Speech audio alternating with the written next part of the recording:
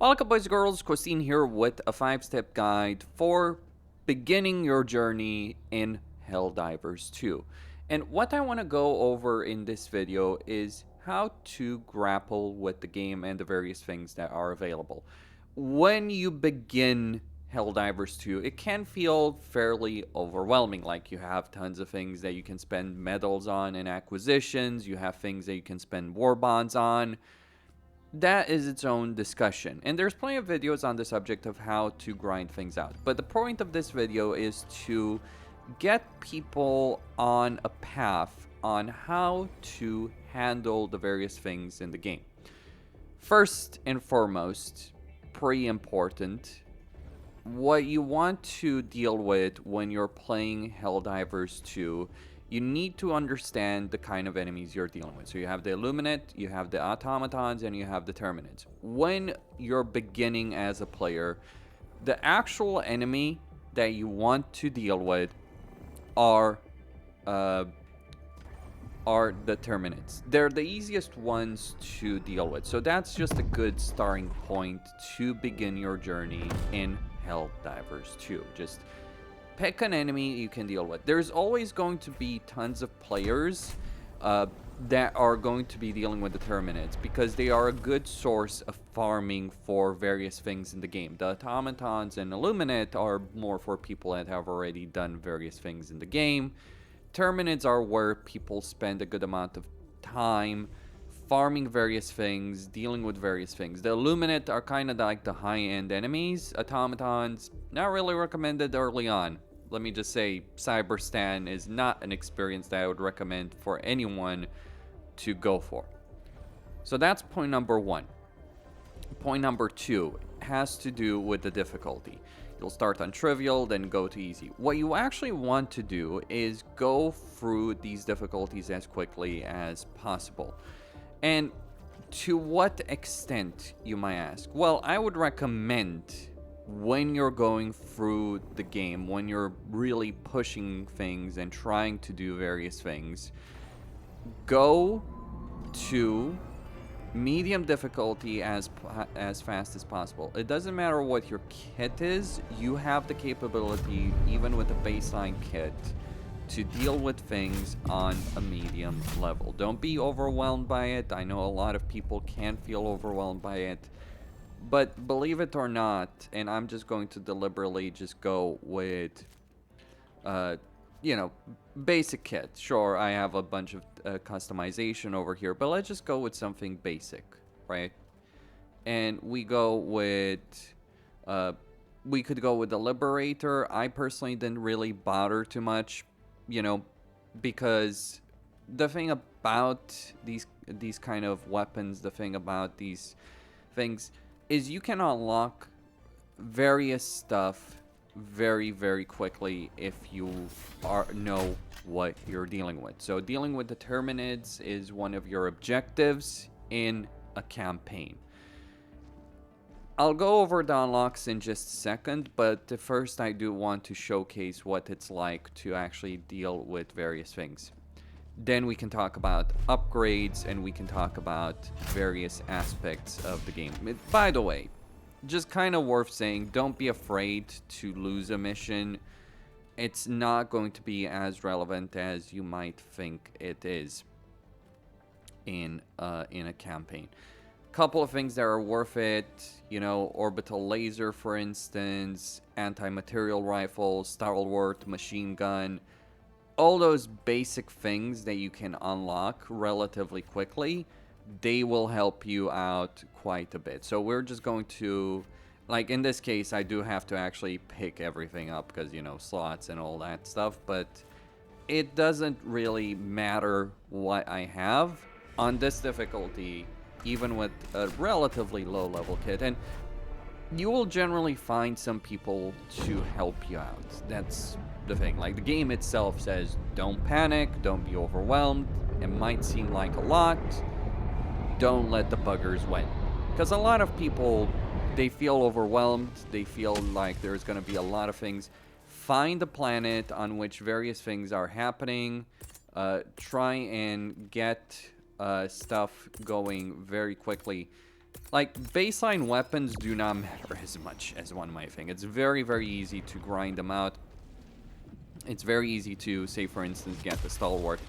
Your your regular weapons are more so for the purpose when your special weaponry is not sufficient. On lower difficulty levels, you will not necessarily need your guns, your regular guns, as much as you might believe, for instance.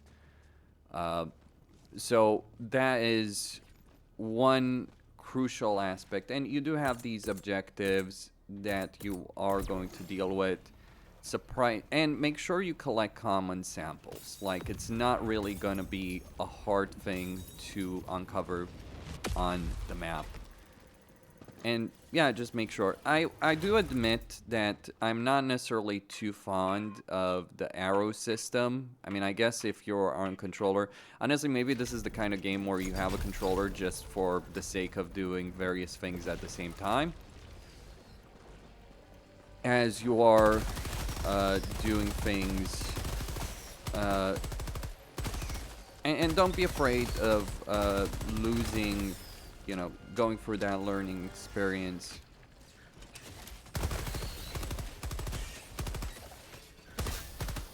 Going through that learning experience, dealing with enemies. Or popping in the game with a buddy. Like, a lot of people... E3.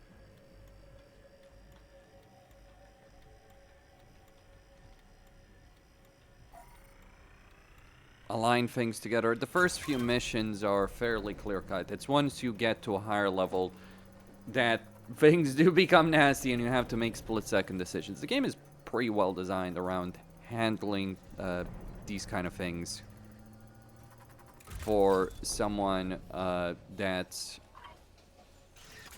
starting out. It's teaching you everything that you need to know.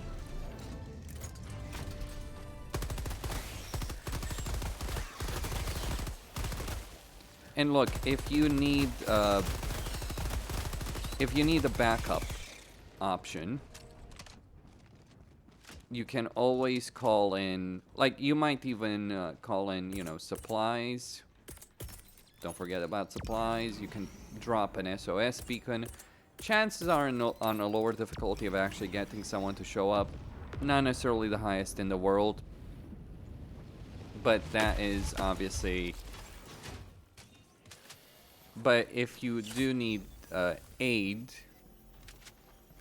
with respect to things, then that will be an option. And I would like to stress that out. There are going to be a lot of outposts. The big mistake that I see a lot of people make, and I've mentioned this in various videos, but the one big mistake that I often see people make is they spend a lot of time... I might die here. Because, well, it's... Yep. Shoreline is where it's at. Lose some common samples. I'm not especially concerned about that. And you shouldn't be too concerned about that yourself. Of course, the gear I lost, that is a bit of a concern. But that's just an idea. Do the objectives, level up, have fun, really. Like, you can spend a good amount of time in a mission. If you're starting new, you're not the kind of person on which the war effort is going to be decided on. And anyone who tries to tell you otherwise is selling you a bunch of rubbish. So this is the point when you're starting out. You need to learn your rhythm. You need to know what you're capable of, what you're comfortable dealing with. That is a very vital role. Later on, when things are actually important, when things do actually matter, when you are farming for various things in a game, yes, that's when things do count, and when you do have to take things seriously. So, learning how to do missions slowly, like, take your time, play at your own pace, watch videos, all that. Okay, so... that's the second thing. The third thing has to do with acquisitions. The baseline Helldivers Mobilize path is actually very, very good, very solid, and will get you going for a very long time. Does that mean you want to follow it to the letter? Well, somewhat. You do want several things to acquire here, but the important things that you actually want to acquire is, things like frag grenade, not necessarily the customization things, those don't matter as much, but things like credits, super credits, gonna be useful. Things like certain weapons, like the Diligence or the Redeemer or certain armor, those do matter. The Scythe, pretty good weapon, really. So the path here is straightforward. And actually, you kind of want to unlock a lot of pretty much everything here. Not necessarily the weapons, but think of something like a stamina enhancement and crucially the Class A1 Scorcher. That's a pretty good weapon to actually go for later on, but that is going to require a lot of war bonds. The game is trying to push you towards getting various war bonds, so you don't end up saving a lot, and that's the trap you can fall into. Like, if you want to spend a lot of money on things, that's your prerogative, to be quite frank about it, but it isn't necessary. Like, you wanna play on your own pace, go ahead. You want to unlock everything from the get-go, all those things, go ahead. That is your decision. Not going to tell you what to do with your money, but yeah, that is the thing to bear in mind here with regards to how things are handled in terms of acquisitions. Then, number 4, the actual stratagems. So we have vehicle customization, ship modules, all that. These do require, and ship modules I'll leave for last. But let's talk about things that are required here. You need a certain level, so you need to level up things.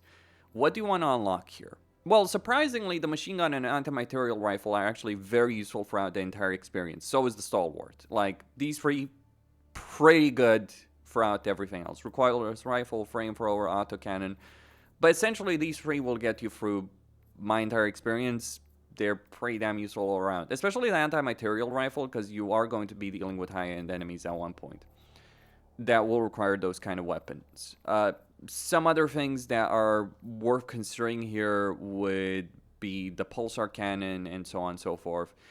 But yeah, these three things are good. Orbital cannons, people like eagles. I personally prefer orbital cannons. Just the precision of an orbital laser is something that is difficult, but that's, more of a preference thing. Some people do vastly prefer the eagle strafing run.